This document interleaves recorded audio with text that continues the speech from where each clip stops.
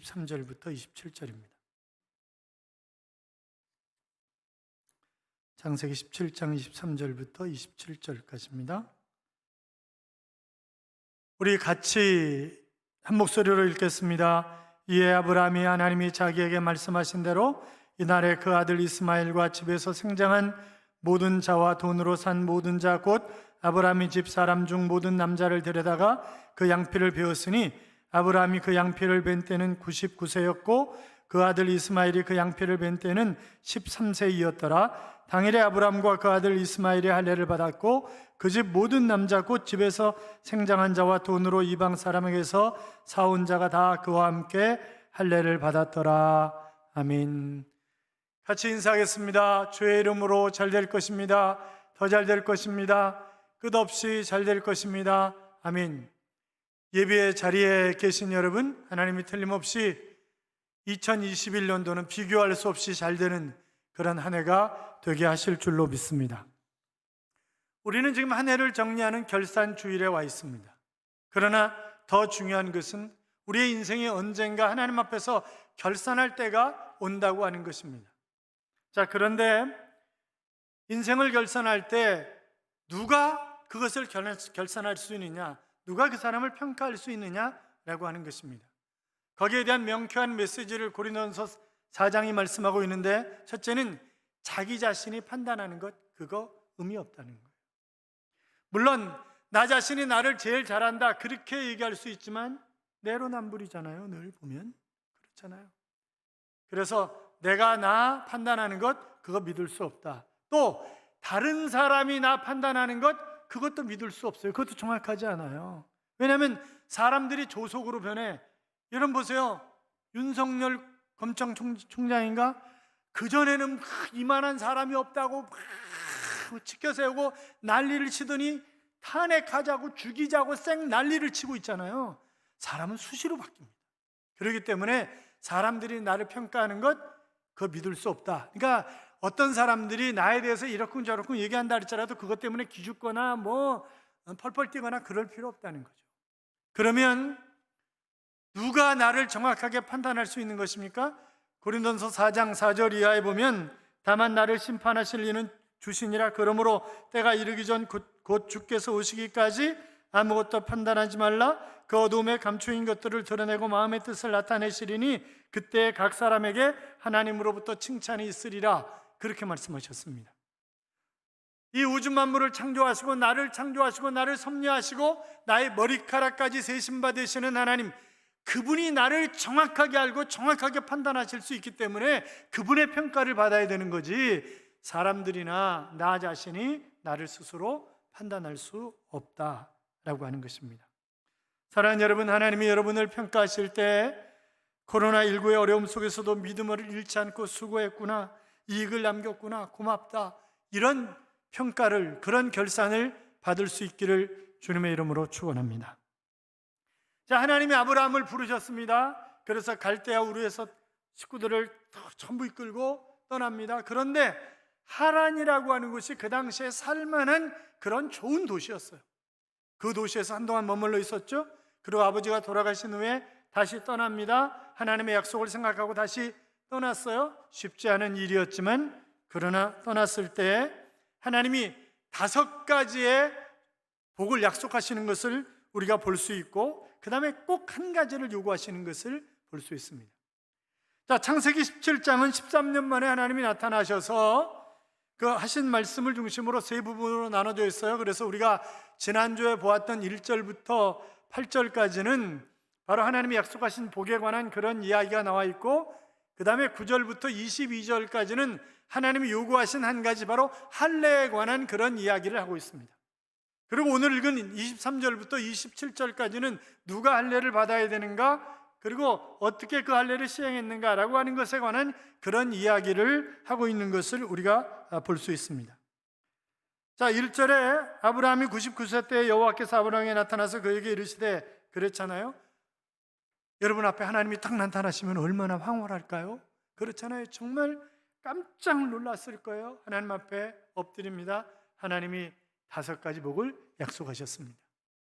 2절에 보면 너로 심히 번성하게 하리라. 번성의 복을 약속하셨죠.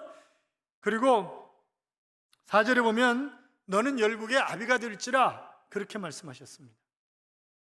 그래서 아브라함으로 이름을 바꾸라 그렇게 말씀하시잖아요. 그것은 바로 귀족의 아비, 그런 것에서 많은 무리의 아비, 열국의 아비로 이름을 바꾸어 주신 것입니다. 뿐만이 아니라 6절에 보면 내가 너로 심히 번성케 하리니 나라들이 네게로 쫓아 일어나며 여러 왕이 네게로 쫓아나리라. 자, 나라를 주겠다, 또 왕이 나오는 그런 복을 주겠다, 그런 약속을 하셨습니다. 뿐만이 아니라 7절에 보면 내가 내 언약을 나와 너와 내 대대 후손 사이에 세워서 영원한 언약을 삼고 너와 내 후손의 하나님이 되리라. 후손에 대한 복을, 아니, 하나님이 내 자식들의 하나님이 되시면 그럼 뭐 자식들 걱정 안 해도 되잖아요. 그러니까 내 후손의 하나님이 되겠다, 그렇게 약속을 하신 것입니다.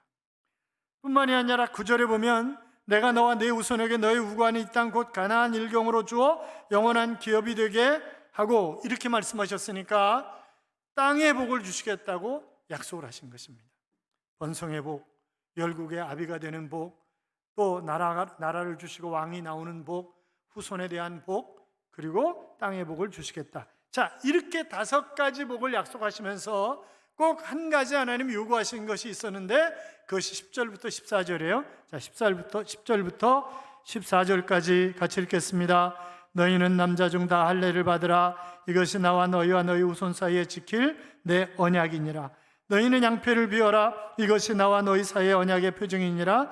대대로 남자는 집에서 난 자나 혹 너희 자손이 아니요 이방 사람에게서 돈으로 산 자를 물어나고 난 지 8일 만에 할례를 받을 것이라. 너희 집에서 난 자든지 너희 돈으로 산 자든지 할례를 받아야 하리니 이에 내 언약이 너희 살아있어 영원한 언약이 되려니와 할례를 받지 아니한 남자 곧 그 양패를 베지 아니한 자는 백성 중에서 끊어지리니 그가 내 언약을 배반하였음이니라 그랬습니다. 뭘 요구하셨어요? 할례를 요구하셨어요. 할례라고 하는 히브리 단어는 물이라고 하는 단어입니다. 이것은 주의를 둥글게 베어낸다라고 하는 그런 의미를 가지고 있는 단어인데, 남성의 성기 귀두 표피를 둘러싸고 있는 피부를 둥글게 베어낸다고 하는 그런 의미에서 이 물이라고 하는, 할례라고 하는 단어를 쓴 것입니다. NBC 등 미국 언론에 따르면 2015년 12월 31일 미국 노스캐롤라이나주 페이에필시의 힐더랜드 아우리치 미니스트리스 교회에서 레리 라이트 목사님이 성도들과 함께 송구영신 예배를 드리고 계셨답니다. 그런데 예배 중간에 한 사람이 문을 팍 차더니 총을 들고 막 강대사정을 향해서 뛰어나오는 거예요. 사람들이 소리를 지르고 막 교회 바깥으로 튀어나가는 사람, 이런저런 사람이 있었던 거죠.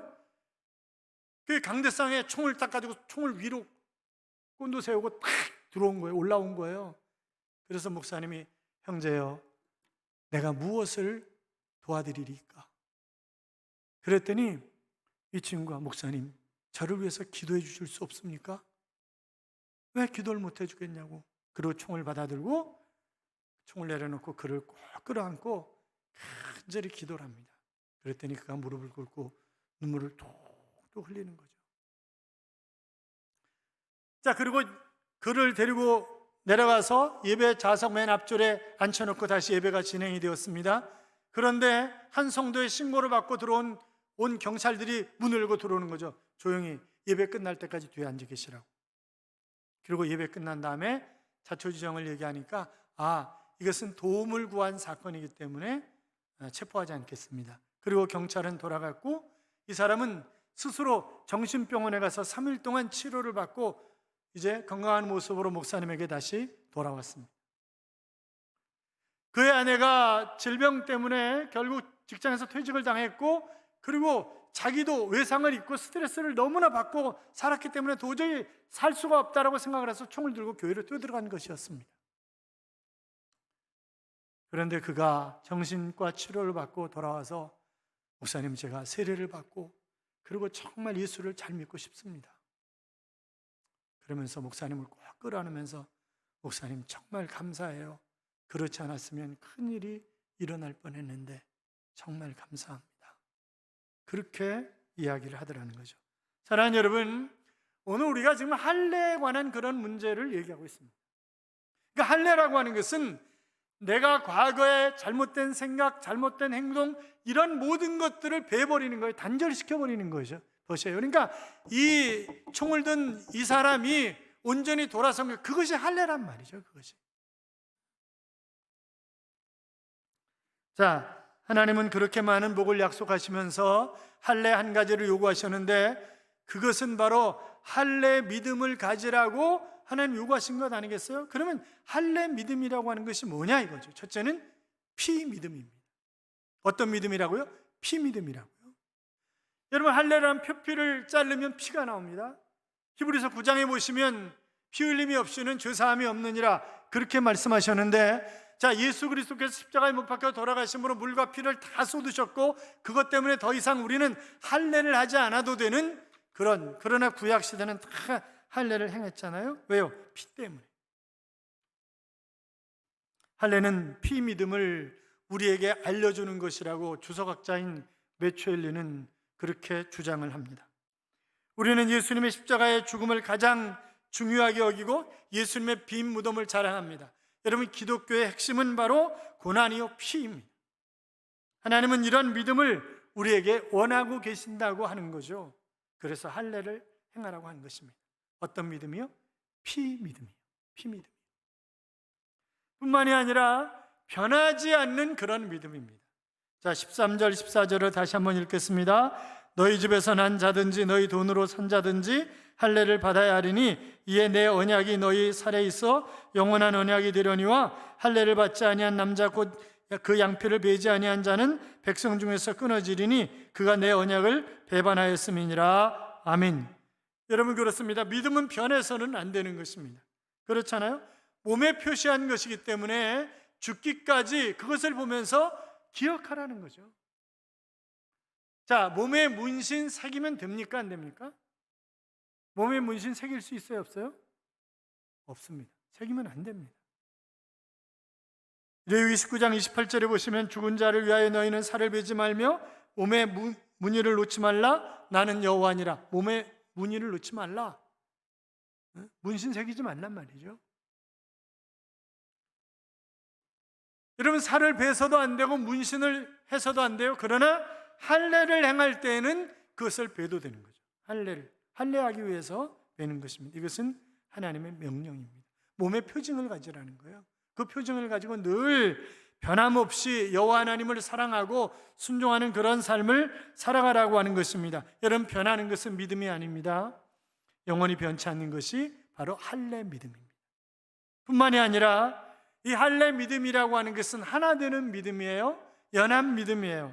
남자는 다 할례를 받으라고 했습니다. 심지어는 돈 주고 사온 종이라도 그 종이 남자이면 할례를 행해야 된다고 말씀하고 있습니다. 그러니까 모두가 할례로 하나 되라고 하는 거죠. 여러분, 지금 우리는 예수 그리스도의 보혈의 피로 하나가 되었습니다. 그렇지 않습니까? 할례 믿음은 바로 하나 되는 그런 믿음인 것입니다. 이 할례는 신약에 와서 세례로 바뀐 거예요. 인간적인 방법이 아닌 하나님만 섬기고 하나님만 믿고 살겠다고 하는 그런 결단, 예수 그리스도와 함께 살고 예수 그리스도와 함께 죽고 살겠다고 하는 그런 신앙 고백이, 그래서 우리는 세례는 신앙 고백이다 이렇게 얘기하지 않습니까? 이스라엘 백성들이 요단강을 건너와서 가나안 땅에 들어갈 때에도 제일 먼저 한 일은 바로 하나님의 할례를 명하신 것입니다. 자, 왜요? 지금 애굽에서 430년 동안 종살이 했습니다. 광야에서 40년 동안 그들이 방황했습니다. 그런데 그들은 뭐예요?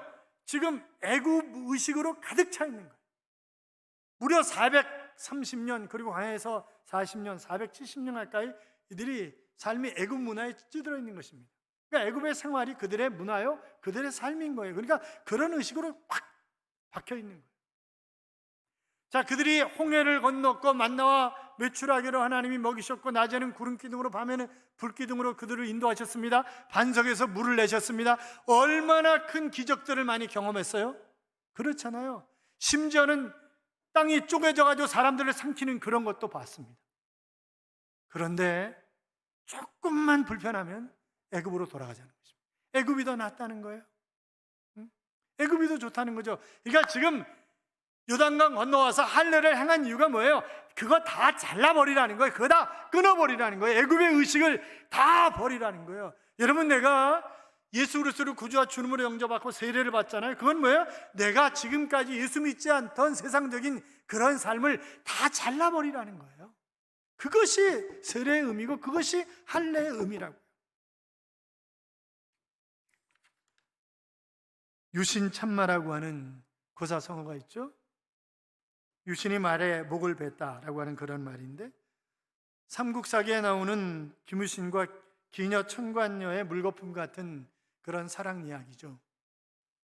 삼국 통일을 이룩한 신라의 장군 김유신은 젊은 날 화류에서 명성이 자자했던 절세미인 천관이 운영하는 술집에 자주 드나들면서 이 여인에게 푹 빠져 있었습니다.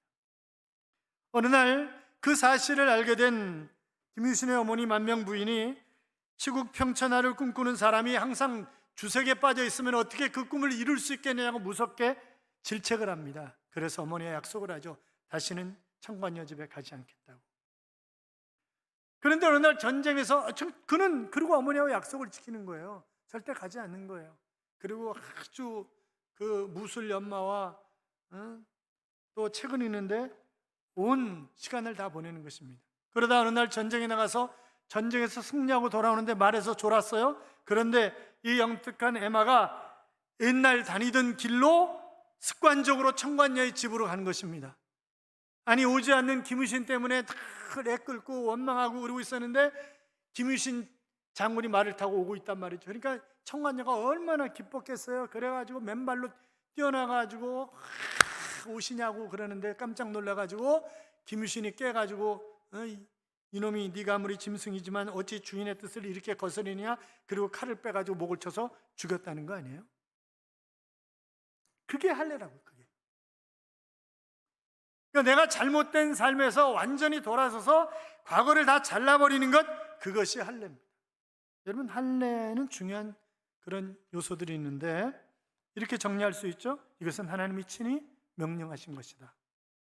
하나님과 언약을 맺는 증표로 영원히 이것은 행해야 하는 것이고, 유대인의 남자는 예외 없이 다 받아야 되고, 아이는 8일 만에, 출생한 지 8일 만에 할례를 행해야 된다. 그때 피가 딱 제일 그래도 멈추는 때랍니다.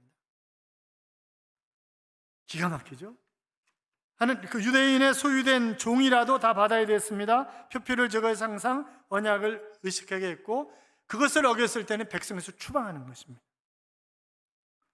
제가 말씀드렸는데 뉴욕 메디컬 센터가 그 유대인 여자들은 자궁암에 안 걸리더라는 거예요. 그러니까 유대인끼리 결혼한, 대개 유대인은 유대인끼리 결혼하죠. 그러니까 유대인 여자들이 자궁암에 안 걸리는데 그 이유가 뭘까 봤더니 바로 할례 때문이라는 거죠.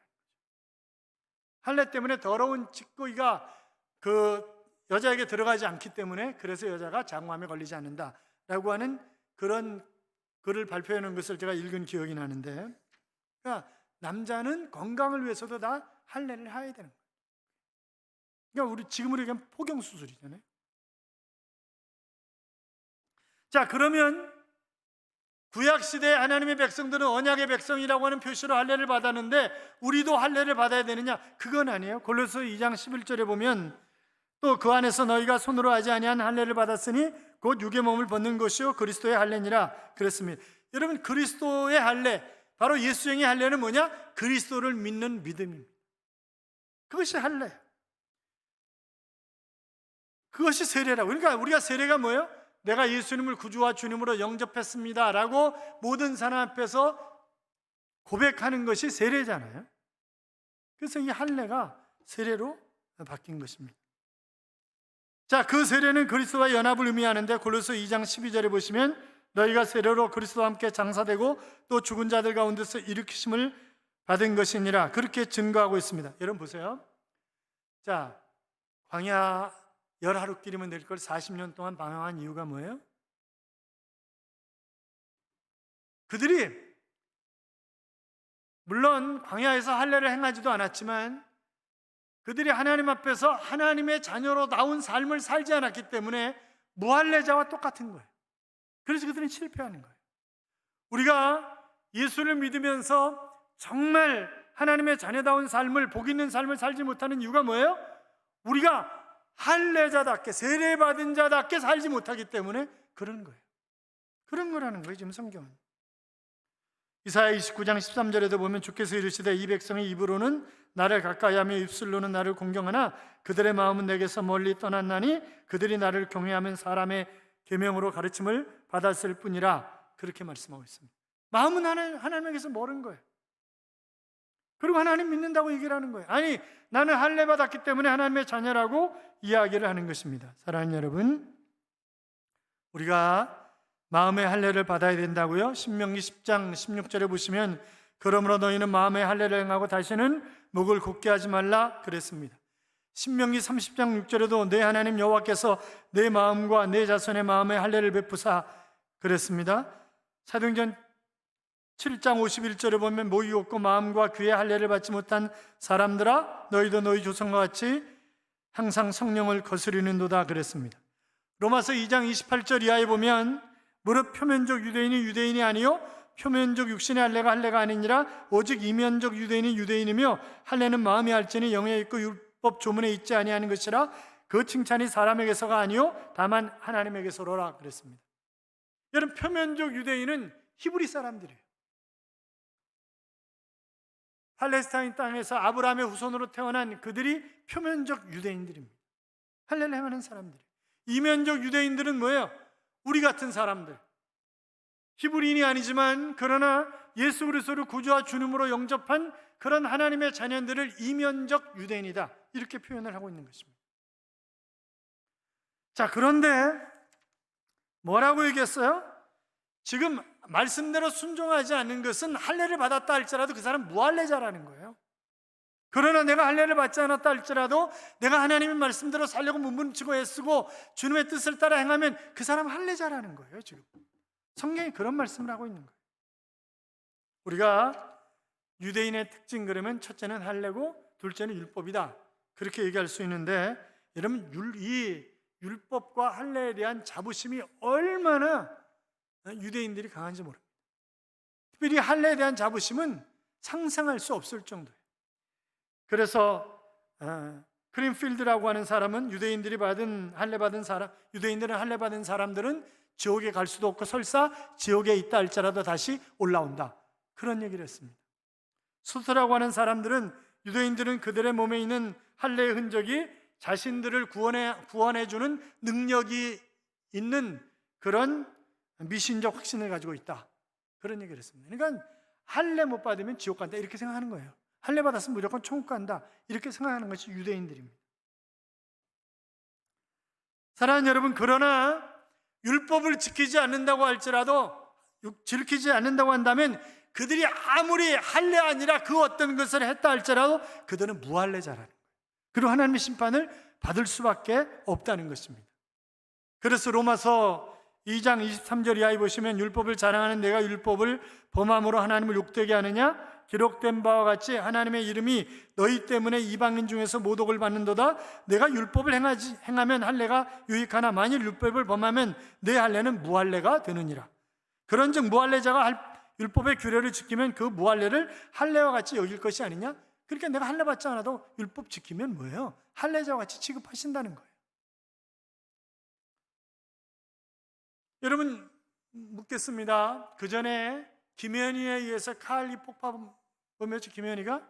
그러면 그 칼기에 폭파하기 전에 칼기 안에서 옆에 앉아있던 사람이 복음을 전했습니다. 예수 그리스도가 바로 우리의 죄 때문에 이 땅에 오셨고 쭉 복음을 전했어요. 그래서 그 사람이 예수 그리스도를 구주와 주님으로 영접했어요. 이 사람 세례 안 받은 사람이에요. 지금 예수 그리스도 영접했어요. 칼기 폭파됐어요. 죽었어요. 이 사람 천국 가요, 지옥 가요? 천국 가요, 지옥 가요? 천국 가요. 왜요? 믿으면 이 사람 뭐예요? 할례자로 인정한다는 거예요. 세례받은 자로 인정한다는 거예요. 그것이 성경이에요. 사랑하는 여러분, 단지 유대인이라고 하는 것 때문에, 단지 할례받았다는 것 때문에, 단지 세례받았다는 것 때문에 심판의 대상에서 제외되는 것 결단코 아니라고 하는 것입니다. 그래서 중요한 것은 내가 마음의 할례를, 마음의 세례를 받는 것이 중요하다라고 하는 것입니다. 그래서 우리가 지금까지 내 고집, 자존심, 욕심, 경험, 주장, 완고한 것, 부정한 것, 불순종의 죄성, 이런 것들을 내가 과감하게 잘라내는 거예요. 그러니까 마음의 할례를 받는다는 것은 그런 모든 것들을 다 잘라내는 것입니다. 여러분, 사냥하지 못하는 늙은 독수리가 다시 그 갱생하는 그런 기간이 따르죠. 약 150일 동안이라고 그래요. 바위 절벽에 둥지를 틀고 150일 동안 자신의 늙은 부리를 바위에 팍 찧어가지고 결국 부리를 다 뽑아내는 것입니다. 발톱도 다 뽑아내는 것입니다. 털도 다 뽑아내는 거예요. 그러면 150일 정도 되면 다 새롭게 난다는 거예요. 그래가지고 이제 바로 젊은 독수리가 되어가지고 이제 다시 하늘의 왕자로서 멋진 그런 삶을 살아가는 독수리가 될 수 있다고 하는 것이죠. 사랑하는 여러분, 누가 벗겨주는 것이 아니라 내가 스스로 벗어야 건강하게 자랄 수 있는 것입니다. 우리가 옛사람의 껍질을 벗어 내던져 버려야 합니다. 세속에 물들어 있는 온갖 더러운 죄의 껍질을 벗어버려야 합니다. 쓸데없는 고집, 아집, 자존심, 시기, 질투, 교만, 자랑 다 잘라내 버려야 합니다. 그래야 참 그리스도인으로 거듭날 수 있고 하나님이 우리를 위해서 준비하신 가나안 땅에 들어갈 수가 있는 것입니다. 사랑하는 성도 여러분, 마음의 할례를 이루어서 한 해를 깨끗하게 정리를 하고 잘라낼 것 잘라내고 이제 다가오는 2021년은 더욱 주님이 기뻐하시는 주의 말씀에 순종함으로 말미암아 믿음 있는 마음의 세례를 받은 그런 자녀로서 하나님이 약속하신 복을 누리며 살아가시기를 주님의 이름으로 축복합니다. 축복합니다. 이런 찬양이 있습니다. 어찌하여야 그 크신 은혜 갚으리. 무슨 말로서 그 사랑 참 감사하리요. 하늘의 천군 천사라도 나의 마음 모르리라. 나 이제 새 소망이 있음은 당신의 은혜라. 하나님께 영광, 하나님께 영광. 날 사랑하신 주 그 피로 날 구하사 죄에서 건지셨네. 하나님께 영광, 날 사랑하신 주 나의 일생 당신께 세상 영광 명예도 갈보리로 돌려드리리 라고 하는 그런 찬양입니다. 그렇습니다. 모든 복을 우리에게 주시고 한 가지 마음의 할례를, 우리가 어떻게 은혜를 갚아야 됩니까? 우리의 마음의 할례로, 마음의 세례로 갚아야 합니다. 그렇게 살아가시기 바랍니다.